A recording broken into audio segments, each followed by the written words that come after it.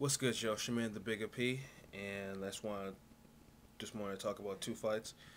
Last week's fight, Amir Khan versus Lamont Peterson, and last night's fight between Andre Ward and Khan-Peterson. Um, First fight, the Khan versus Peterson. I thought it was an excellent fight. It was definitely an excellent fight.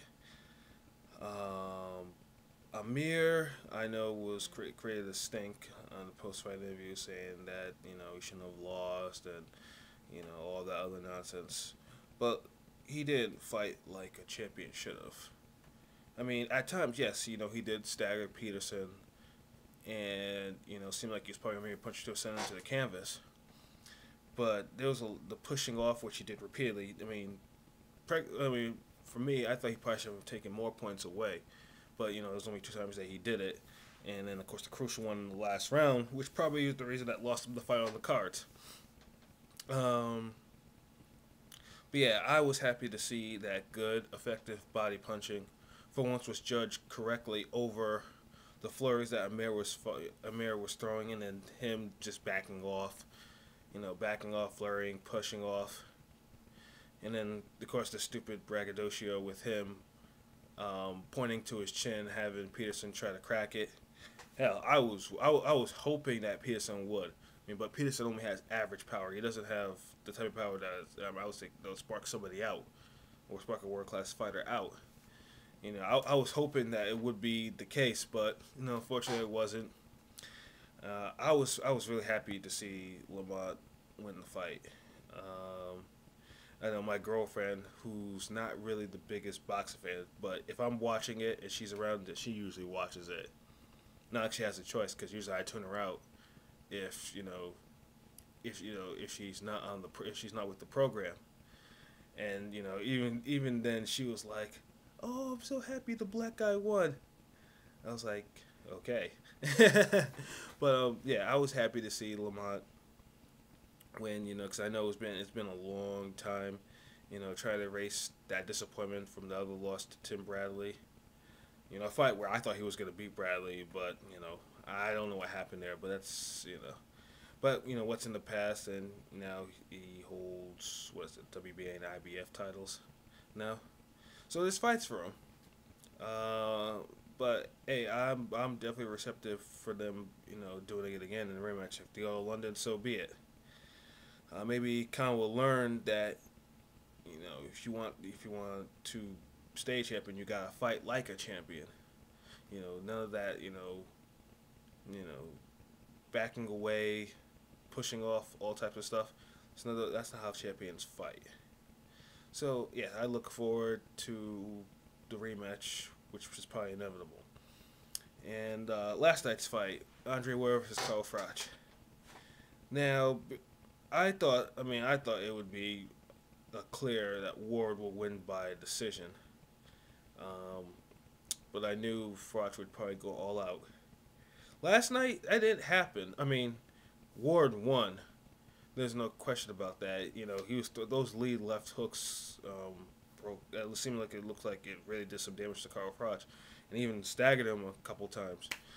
But Carl Froch didn't show anything. The boxing technique that I thought he probably had when he showed against Abraham.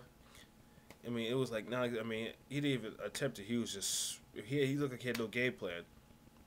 He was slow, like very slow. I couldn't believe how slow he was in that fight.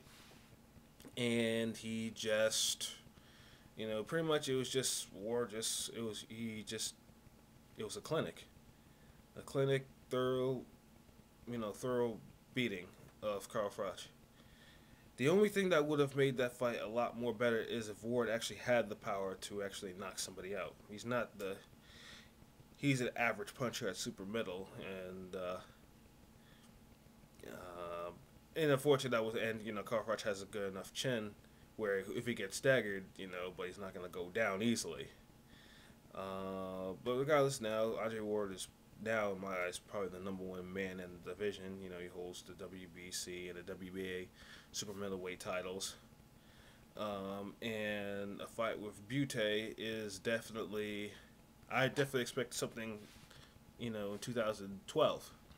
The one thing I found really odd about that fight was the scoring, these judges this year have been horrific at times. And I had the fight. It was 9-3. I don't know where the hell two of the judges got 115 to 113. It's like they watched the fight up to a certain point, and they didn't, like say up to like 7 rounds or whatever, and he was like, forget this, Ward probably won this, so let's just give Carl-Froch just pity rounds. Two of them did that. Can you imagine what would have happened, if somehow, some way, it ended up a draw on those cards or a decision for Froch? Because it seemed like they were almost getting ready. Those scores, they were almost getting ready to rob them. Because like I said, I didn't see Froch winning no more than 3 rounds. And like those are the 3 rounds, and they weren't even clear wins either. So yeah, hopefully the judging in 2012 gets a little better than that, because that was some bullshit. But yes, Ward won by unanimous decision, and Carl-Froch showed a little humility in his post interview, saying he was just fast, he was too slick. I expected him to say it wasn't his night. I expected him to trash talk a little bit, but he wasn't. My hat's off to him. And like I said, for Ward, the next fight I want to hear is him facing Butte. That's the marquee fight for super middle for 168 super middleweight in 2012, and they gotta make it happen before Butte loses his title. Cause I'm still not so cause his jaw can be cracked. Butte's jaw can be cracked. I mean, it nearly was, a couple years back.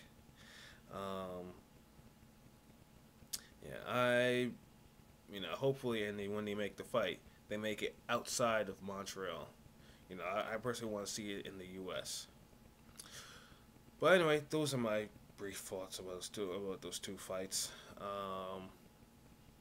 And I think those were the last major fights of the year. And I know there's Darrell and Jermaine Taylor making a comeback, but I'm gonna watch it, but I don't see myself, really gonna talk about it unless something major happens in those fights. So yeah, that's about it. I'm about to go make some eggs, steak, waffles, and carry on with my morning. All right, everybody, you guys have a good day. Peace.